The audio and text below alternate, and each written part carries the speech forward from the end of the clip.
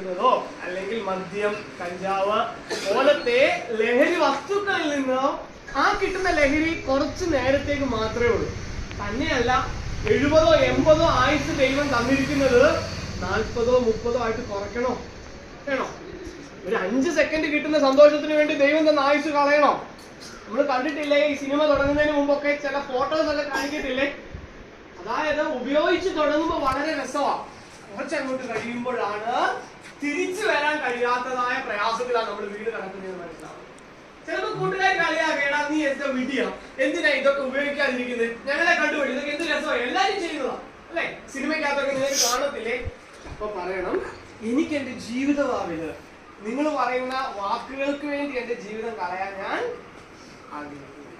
അപ്പോ ദൈവം നൽകിയ നല്ല ആയുസ്സിനെ സന്തോഷത്തോടെ ജീവിക്കണമെങ്കിൽ ചിലപ്പം നിങ്ങൾക്ക് മനസ്സിലാവാത്ത രീതിയിലായിരിക്കും തരുന്നത്. ചില കവറിനകത്ത് കൊടുത്തരും, നമുക്കറിയാത്തതൊക്കെ പറയും, എനിക്കത് വേണ്ട. അപ്പോ നോ എന്ന് പറയാൻ പഠിക്കണം. പറയുവോ?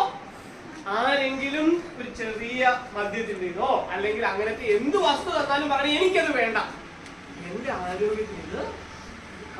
ആലോചിച്ചേ, ആരോഗ്യം ഇല്ലാതെ പ്രയാസപ്പെട്ട് ബെഡിൽ കിടക്കേണ്ടതായ അവസ്ഥ വന്നാലോ? ഇന്നിപ്പോ ഓടി നടക്കാം, നിങ്ങൾ ആഗ്രഹിക്കുന്ന ഒക്കെ നിങ്ങൾക്ക് ചെയ്യാം.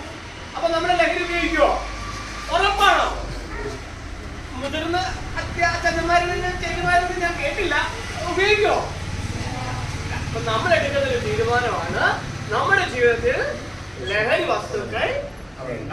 ഓക്കെ, അപ്പൊ നമ്മളിപ്പോ പ്രാർത്ഥിച്ച് നമ്മൾ ഈ തീരുമാനം എടുത്തു. അപ്പോ ഈ തീരുമാനമായിട്ട് നമുക്കിപ്പോ അവിടെ കുറച്ച് ചായങ്ങൾ കലക്കി വെച്ചിട്ടുണ്ട് നിങ്ങൾക്കായിട്ട്.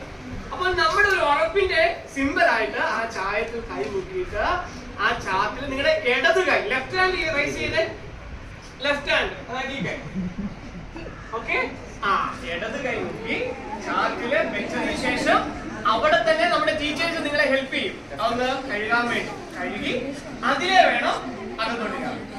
ഓക്കെ, അപ്പൊ നമുക്ക് അച്ഛനിപ്പോ പ്രാർത്ഥിച്ച് കുഞ്ഞുങ്ങൾ ആദ്യം പോണേ. ഈ